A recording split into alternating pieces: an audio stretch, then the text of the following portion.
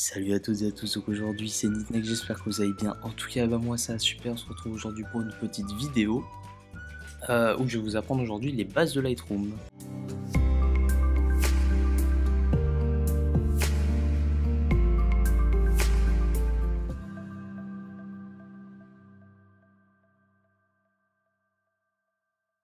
Alors quand je parle de base de Lightroom, je parle bien évidemment du côté développement de la photo, ce qui est normal, c'est un logiciel de développement. Il faut savoir que Lightroom c'est un logiciel qui est très intuitif et très facile à utiliser, donc il y a un côté finalement assez accessible du logiciel car par exemple pour tous ceux qui connaissent Photoshop, vous allez vraiment vous dire que Photoshop c'est un logiciel qui est assez complexe par rapport à Lightroom.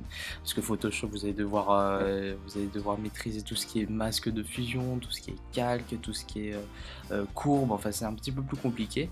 Alors que finalement sur Lightroom, c'est très intuitif, tous les réglages vont se baser finalement, vont se fonder sur des molettes comme ça. Donc vous voyez que par exemple, tiens j'ai envie d'augmenter les ombres, donc je bouge juste la molette à droite à gauche, voilà donc assez simplement. Voilà, donc normalement si vous êtes sur Lightroom, vous avez ici un compartiment à gauche. Moi personnellement je le retire parce que je l'utilise pas forcément et en fait voilà, ici on peut voir juste l'historique par exemple l'historique de l'image, des modifications qu'on a pu effectuer sur la photo. On a quelques presets, mais je vais en parler dans une autre vidéo des presets parce que voilà, on va pas trop surcharger le truc. Donc je sais qu'il y a beaucoup de vidéos qui ont déjà été faites sur Lightroom, sur comment retoucher Lightroom, mais bon, j'ai envie de de contribuer un petit peu à l'apprentissage des bases de Lightroom et mettre ma pierre à l'édifice, voilà, comme on pourrait dire avec l'expression. Voilà, donc déjà, première chose, lors de la prise de vue, prenez s'il vous plaît, ça c'est assez important si vous voulez retoucher votre photo par la suite. Si vous voulez pas la retoucher, vous faites comme vous voulez, mais si vous voulez la retoucher, donc pour passer sur Lightroom, prenez vos photos au format RAW. Donc pourquoi au format RAW? Pourquoi au format RAW et pas au format JPEG ou PNG, enfin tous les autres formats d'images, ou DNG c'est bien, DNG c'est pas mal, mais pourquoi au format RAW? Parce que le format RAW, le dans un format RAW, on a tout d'abord l'image, donc par exemple ça, ce qu'on voit ici, mais il y a aussi toutes les informations qui sont cachées, que le capteur a pu capturer durant la prise de vue, qui sont conservées. Donc c'est-à-dire que, exemple, sur cette photo-là, je vois qu'ici c'est un petit peu sombre. J'ai envie d'éclaircir, j'ai envie de redonner un petit peu de peps. Oula, mon Lightroom qui bug un petit peu. J'ai envie de redonner un petit peu de peps. Comment je fais? Je vais tout simplement augmenter les ondes. Vous voyez, récupérer ces détails qui sont normalement perdus sur un JPEG, qu'ici on peut tout à fait les reconstituer. Par exemple ici, là c'est un petit peu crié. Vous voyez que là on voit que c'est un petit peu blanc. Sur un JPEG c'est impossible. Si on baisse les hautes lumières ou l'exposition, la pétale ici, le pétale plutôt, c'est masculin, attention faites gaffe, le pétale reste blanc, alors qu'ici, hop, je baisse, et là voilà, on récupère des informations. Certes, il y a une partie qui est grillée, il me semble, voilà, donc cette partie est grillée, donc du coup on peut pas récupérer, mais vous voyez que là au moins on peut récupérer ici le rose qui est autour, ce qui serait impossible avec un JPEG, tout simplement, voilà. C'est pour ça, prenez vos photos au format RAW. Je sais pas si de base sur un appareil photo le format RAW est directement, si votre appareil photo prend par défaut des photos au format RAW, mais en tout cas mettez-le au format RAW. Voilà. Ça c'est tout pour la prise de vue en tout cas. Il faut aussi savoir quelque chose, c'est que c'est pas parce que vous allez pouvoir retoucher votre photo que lors de la prise de vue, votre photo doit être complètement nulle. Pourquoi? Parce que déjà il y a la composition de la photo, mais on va parler ça dans une autre, on va en parler ça dans une autre, on va parler de, j'ai un petit peu de mal, on va parler de ça dans une autre vidéo bien entendu, puisque lors de la prise de vue, il faut que la composition soit bonne, il faut que la lumière soit bonne, il faut respecter l'exposition à droite, ça on va voir ça plus tard.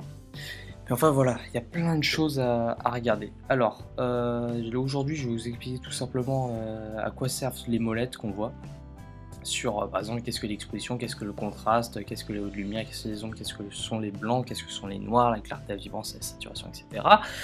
Voilà. Alors tout d'abord, ce que moi je fais, vous pouvez très bien le faire si vous voulez, c'est que lorsque je clique droit ici, donc bien sûr je suis sur l'onglet développement, donc ne soyez pas comme ça, vous dire tiens moi j'ai pas la même chose parce que vous êtes sur l'onglet bibliothèque, mettez-vous sur l'onglet développement. Si vous cliquez droit, vous aurez ici mode solo. Moi je le coche. Pourquoi? À quoi sert le mode solo? C'est par exemple si je le décoche, là admettons tiens j'ai accès au virage partiel, mais j'ai en même temps accès aux détails. Donc c'est à dire que en fait je peux ouvrir plusieurs compartiments à la fois. Donc tiens, j'ai envie d'ouvrir les virages partiels, tiens, j'ai envie d'ouvrir les détails. Ça peut être très pratique lorsque vous voulez voir par exemple en même temps ce que vous avez en détail et ce que vous avez en virage partiel. Donc, même si vous ne savez pas ce que c'est pour l'instant, je suppose, parce que vous êtes ici pour apprendre les bases, ça peut être efficace. Mais bon, si par exemple vous commencez à vous emmêler, tac, vous en avez trop d'ouverts. Là, du coup, votre molette, elle va souffrir. C'est-à-dire que, tiens, j'ai envie d'aller voir les effets, ok, ah, vite, vite, vite, en fait, j'ai envie de changer un truc dans un réglage de base, tac, tac, tac, tac, tac, et là, votre molette, elle en peut plus. Elle en peut plus, donc ce que je fais, c'est que moi, je me mets en mode solo, du coup, ce qui fait que je peux ouvrir qu'un seul compartiment à la fois. Donc, j'ouvre les réglages de base, si j'ai envie d'ouvrir les courbes des tonalités, hop, j'ouvre, mais ça va fermer les réglages de base. Voilà, c'est une question d'efficacité, c'est une question aussi de... Voilà, c'est une question de... Si on veut pas trop s'en mêler, ou bien si on préfère regarder, par exemple si vous voulez observer, si vous voulez regarder les TSL et en même temps les virages partiels, c'est comme vous voulez. Ce qui est bien avec Lightroom, c'est que tout est fait de manière assez intuitive. Déjà d'une part avec les molettes comme je vous ai dit, mais aussi c'est que on suit on suit un fil de développement. On suit un chemin qui est tout à fait normal. C'est-à-dire que si Lightroom nous met tout d'abord en avant les réglages de base en premier, donc tout en haut, c'est que bien évidemment on va devoir y toucher en premier. C'est qu'on va pas commencer par tiens j'ai envie d'aller mettre du vignettage. Ça c'est un truc, c'est pas possible, on peut pas faire ça. On va forcément commencer par les réglages de base, bien entendu à quelques exceptions près, car voilà l'exception. Tout d'abord ce que vous allez faire quand vous allez développer votre photo, c'est que vous allez aller dans correction de l'objectif. C'est un truc ultra important. Ah là, je l'ai activé, mais bon, j'aurais pas dû. C'est en gros, c'est que votre lentille, votre objectif a tendance à déformer l'image et à créer en même temps du vignettage. Le vignettage, qu'est-ce que c'est? Si vous ne savez pas, si vous voulez, alors là, je vais faire du vignettage artificiel. C'est en fait, voilà, des petites... les coins deviennent de plus en plus sombres, vous voyez, comme ça.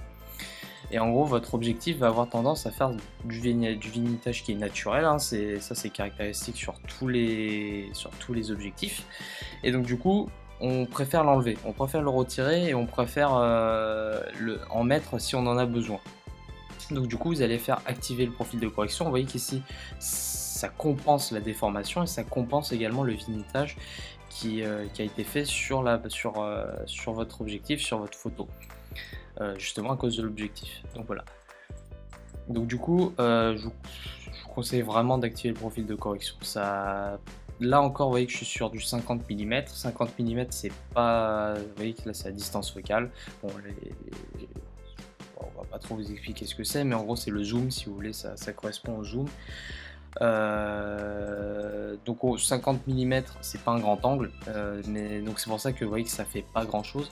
Et par exemple si vous êtes sur un grand angle, un 14 mm ou un 18 mm, là par contre vous allez bien devoir activer le profil de correction.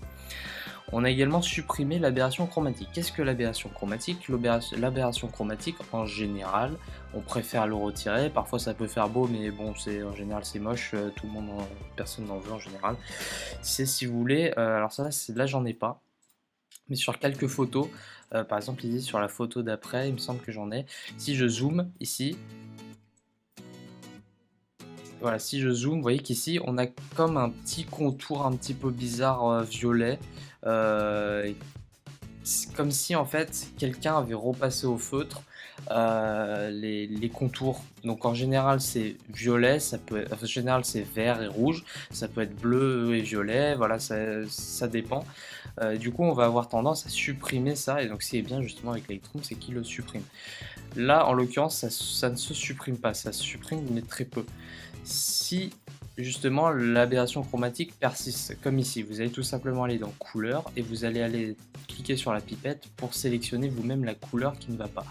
En l'occurrence ici c'est du violet, donc hop, on va aller ici et je vais sélectionner le violet qui est là, hop, et voilà, il n'y en a plus. Il n'y a plus d'aberration chromatique et voilà, en général on le retire. Ça fait, voilà, c'est pour éviter d'ajouter de la couleur qui est indésirable. Et voilà, on a réussi à retirer l'aberration chromatique. Donc, dans toutes les photos en général, supprimer l'aberration chromatique. Voilà, ça, en plus de ça, ça change pas trop à votre photo, ça change quasiment rien. Et c'est tout bénef, quoi. C'est tout bénef. Donc là, j'en ai pas trop. En général, c'est sur les tiges, c'est sur les fleurs, c'est sur les trucs assez fins, sur les branches des arbres souvent aussi. Vous en avez pas mal d'aberrations chromatiques. Alors voilà. Donc une fois que vous êtes allé dans les corrections de l'objectif, c'est parti pour le réglage de base. Alors tout d'abord, on a le BB. Qu'est-ce que c'est le BB? C'est la balance des blancs. En anglais, vous allez avoir WB qui veut dire White Balance. Pendant la prise de vue, vous pourrez régler votre appareil photo sur balance des blancs en automatique.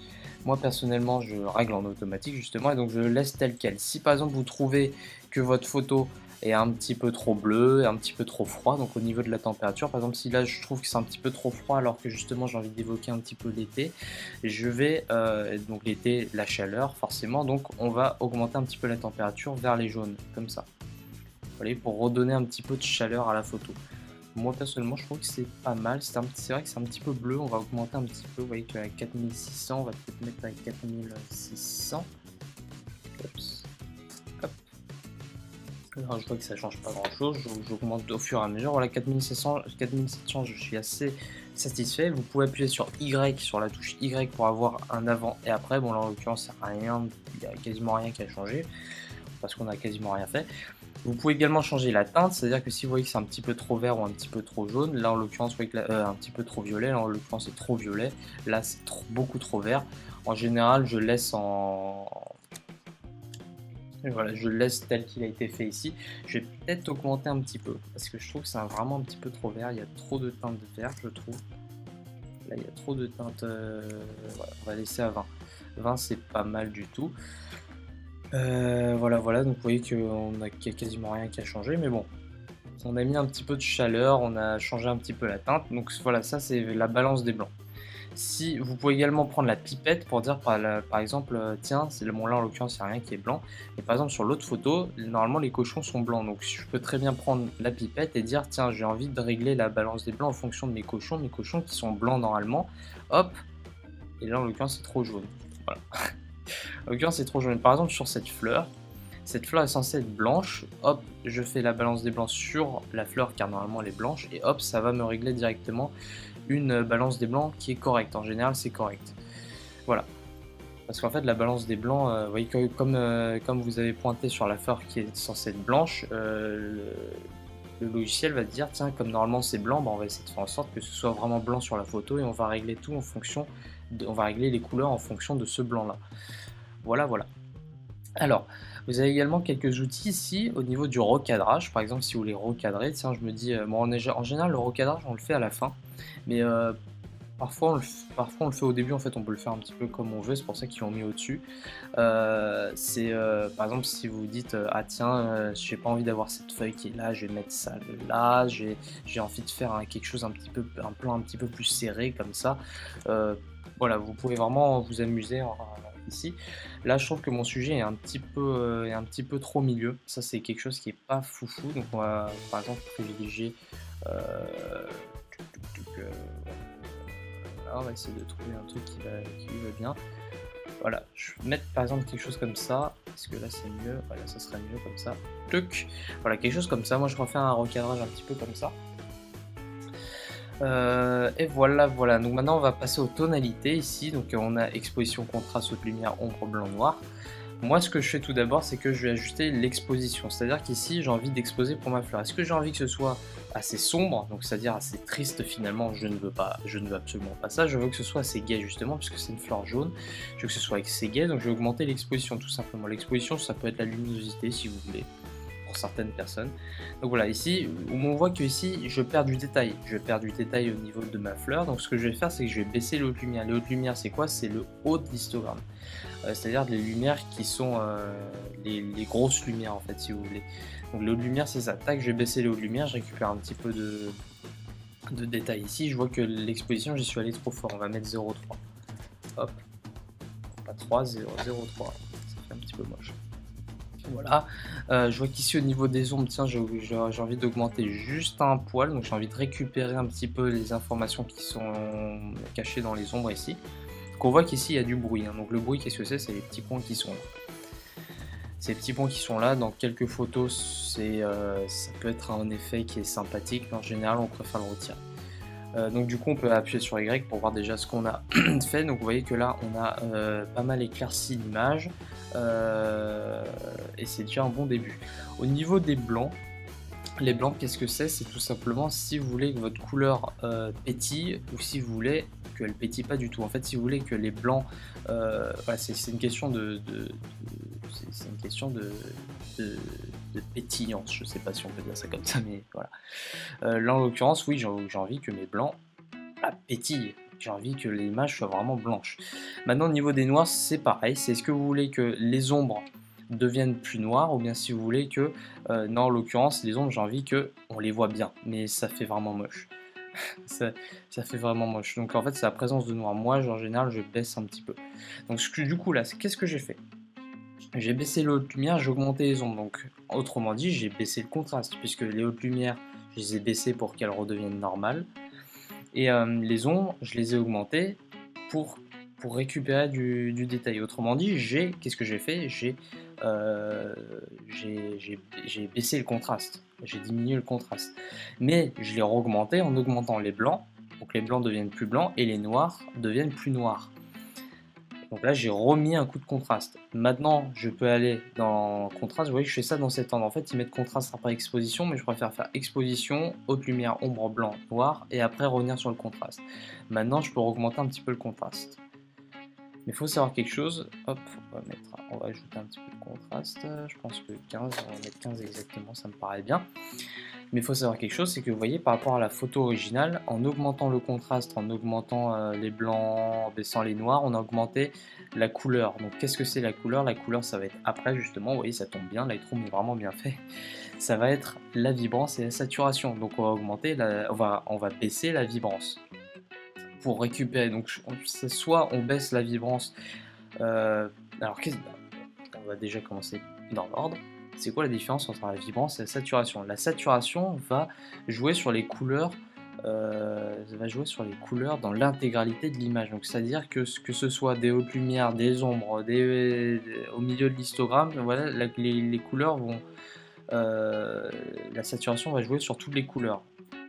Alors que la vibrance va jouer, si vous voulez, sur les teintes moyennes. Donc c'est-à-dire pas de haute lumière, mais ni des ombres. Si vous voulez, c'est une saturation modérée, si vous voulez. Donc du coup, vous voyez que là, si j'augmente un petit peu, c'est pas le même effet que si j'augmente la saturation. C'est plus modéré, voilà. Donc maintenant, la question, c'est est-ce que j'ai envie d'ajouter de la couleur? Donc si j'ai envie d'ajouter de la couleur, je reste comme ça. Ou si j'ai envie que ça ressemble à la photo d'origine, qui est beaucoup moins colorée. Bien évidemment, c'est au choix. Moi, je préfère baisser un petit peu, personnellement. Donc voilà, pour essayer de ressembler quand même à la fleur d'origine. Donc du coup, vous voyez que déjà, on a pas mal éclairci la photo et ça donne un effet qui est vraiment cool.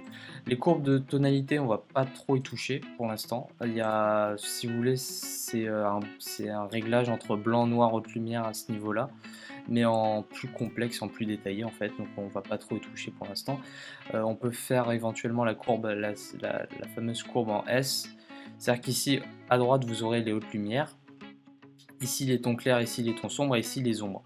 Du coup la courbe en S, la fameuse courbe en S, c'est qu'on va augmenter les hautes lumières, en fait on va tout simplement augmenter le contraste.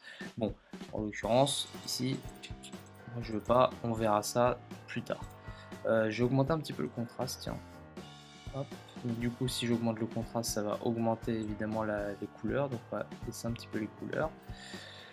Mais je trouve qu'en fait, le jaune est très bien. Le jaune est très très bien, mais c'est le vert qui est pas bon.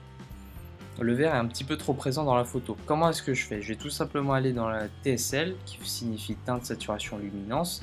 Alors, c'est pas la même chose. Bien évidemment, les trois outils ici c'est pas la même chose. La saturation, donc c'est la coloration, comme on l'a vu. Par exemple, j'ai le vert. Tiens, je vais baisser un petit peu les verts parce que je trouve qu'ils sont trop présents. Sinon, on peut également jouer avec la luminance, c'est-à-dire que tiens, j'ai envie d'assombrir un petit peu les verts et hop, les verts s'assombrissent, ou j'ai envie d'augmenter la lumière des verres pour que ça pop un petit peu plus. En l'occurrence, j'ai pas envie de ça, je préfère justement que, ok, certes, elles augmentent un petit peu, mais j'ai envie surtout qu'elles se désaturent un petit peu pour surtout laisser du jaune pour mettre en évidence la fleur. Du coup, je peux augmenter éventuellement la saturation des jaunes, voilà, qui peut donner un effet qui est assez sympathique. La luminance des jaunes que j'ai un petit peu baissé, vous voyez, hop, ça rajoute un petit peu de détails, c'est ça qui est vraiment cool. Au niveau des teintes, on va pas y toucher, c'est pour une modification des couleurs. Par exemple, les jaunes, j'ai envie qu'ils soient un petit peu verts, bon, c'est moche. Le jaune, j'ai envie qu'il soit, la fleur, j'ai envie qu'elle soit un petit peu orange, c'est moche aussi. Tiens, le vert, j'ai envie qu'il soit jaune. Ça peut donner un style, ça peut donner un style. Là, pour le coup, ça peut vraiment donner un style que moi j'apprécie pas forcément, mais voilà. D'ailleurs, on peut, voilà, on va diminuer un petit peu pour que les verts deviennent un petit peu jaunes.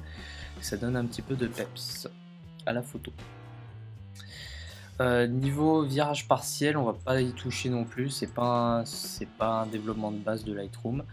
Ça c'est un petit peu plus avancé. On peut ajouter du vignettage. Donc le vignettage, voilà, c'est le noir dans les coins.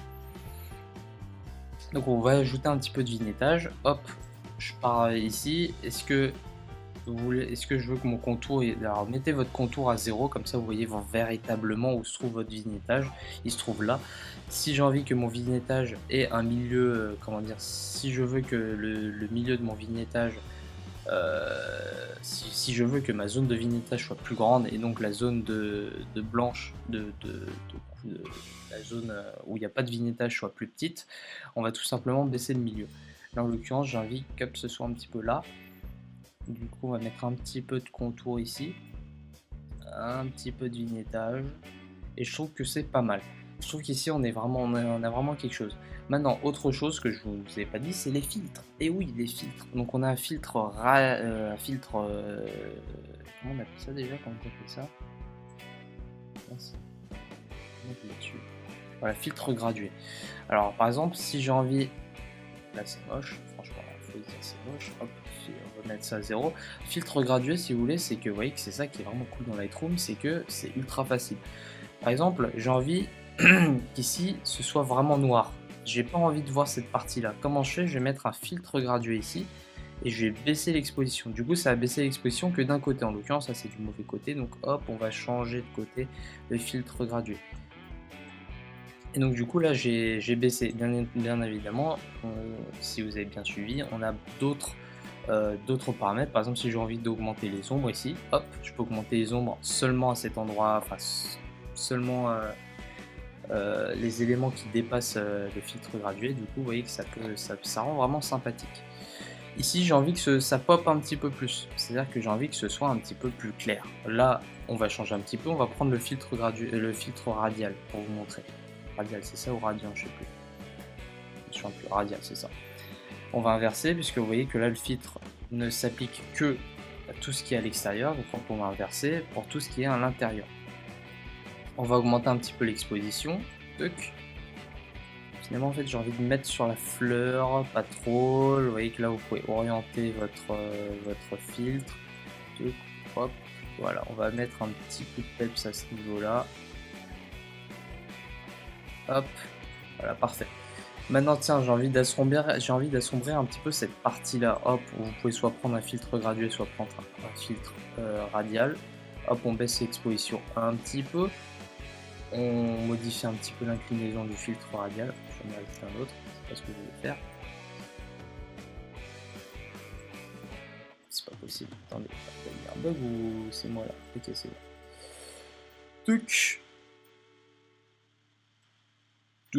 Et voilà, quelque chose vraiment plutôt pas mal. Maintenant, on peut revenir ici dans les réglages de base, vous allez revenir sur la clarté. La clarté, c'est vraiment un effet que j'adore, que je l'utilise dans toutes les photos. Heu c'est comment dire? Ça va mettre en évidence les formes. Donc c'est quelque chose qui est assez cool, tout en augmentant un petit peu le contraste. Donc regardez, hop, regardez tout de suite, vous voyez que ça donne un effet, ça donne un effet que j'apprécie vraiment beaucoup. Moi, j'aime vraiment beaucoup la clarté. On va juste baisser un petit peu l'exposition, on va remettre l'exposition un petit peu à ici, à sec. Du coup, si on remet l'exposition ici, non, on va augmenter un petit peu. J'ai envie de mettre à 20. Non, 0,20 je veux dire. C'est beaucoup trop. Et je trouve qu'ici c'est plutôt pas mal. J'ai juste envie de regagner un petit peu d'informations ici au niveau de la fleur. Donc je vais mettre un filtre radial, je réinitialise en appuyant sur effet. Et je vais tout simplement, par exemple, rajouter un petit peu de clarté. Baisser un petit peu l'exposition. Ah, je me suis trompé, bien évidemment, c'est le masque.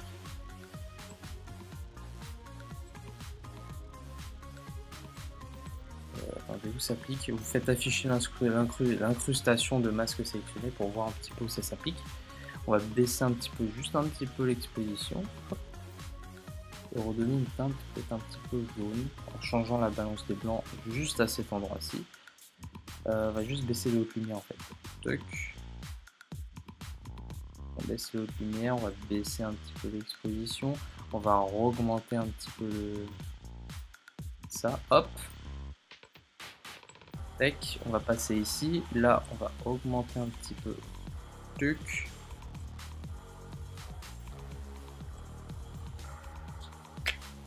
Et voilà, je trouve qu'ici notre photo est plutôt pas mal. On est comment dire?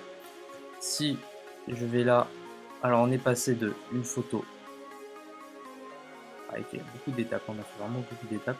On est passé de cette photo là, une photo, vous voyez, qui est ça très très jolie, mais avec quelques modifications, on arrive finalement à ça.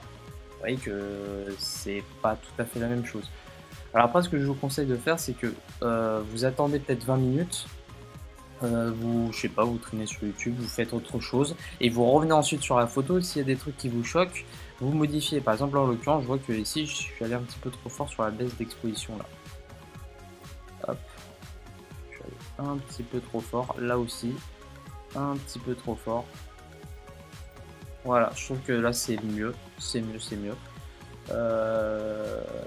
Et puis voilà, je trouve qu'ici on a une photo qui est assez jolie. Et voilà, j'espère que cette vidéo vous aura plu. Je vous dis à la prochaine, à la prochaine tout le monde.